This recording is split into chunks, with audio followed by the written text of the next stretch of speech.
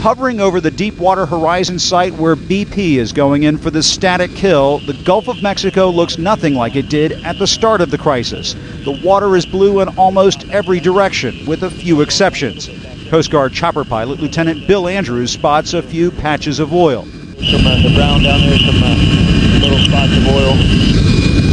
Not any huge amounts like there were to begin with. We land on board the Coast Guard cutter Decisive. First, there's a briefing on the latest conditions at the site. This is showing the wellhead here.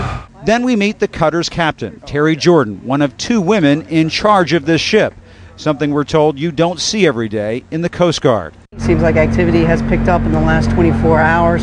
Certainly there's a lot of vessels out here. That's the Q4000. From the bridge, we see the Q4000, the rig at the center of the static kill, pumping mud into BP's damaged well. To the left, the two relief wells that must plug the well once and for all.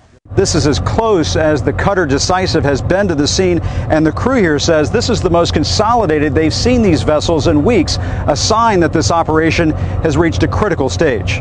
Captain Jordan's crew has good reason to want a clean kill. I'd say at least a quarter of my crew is native to the Gulf Coast, and the rest of us have certainly adopted the Gulf Coast as our home. We care because our families live in the Gulf Coast, and it really does matter to us.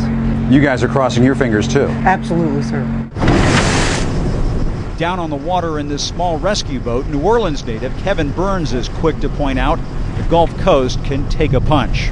I was involved in Katrina also, and we came back after Katrina, and I think we'll be fine. We'll come back after this even stronger.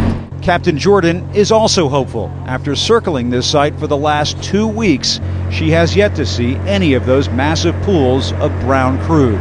Have you seen less oil as the days have gone on? Actually, very surprisingly, we've seen very little oil from the moment we got out here until today. But after leaving the static kill operation on our way back, we find signs this crisis is far from over. This long stretch of oil sheen was floating just a few miles off the shoreline.